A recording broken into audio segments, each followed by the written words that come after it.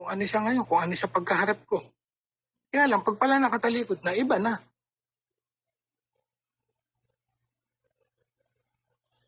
Iba na pala pag nakatalikod na. Kaya ulit-ulitin ko. Kagaya ng sinasabi niya kay paring Nani. Pare, alam ko, mapapakinggan mo to. Pasensya ka na, ito talaga yung sinabi ni Maldita, walang labis, walang kulang.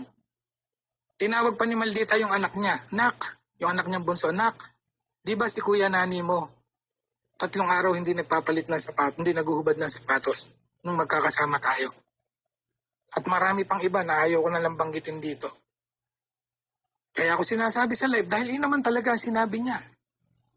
Tinatawag pa nga yung anak para patotohanan sa harap ko na totoo yung sinasabi niya. Anak yun, minor de edad, bata. Hindi marunong magsinungaling. Siyempre yung bata, ngingiti lang sa katatango. Ibig sabihin, opo mami, totoo po. Tapos ngayon, biglang nandiyan ka. Sino ba talaga ang tumawag? Kasi sabi ni asawa ni Pao ang tumatawag sa kanya. Yung tumawag kay paring Nani, totoo man natin hindi. Sa isip ko labas si paring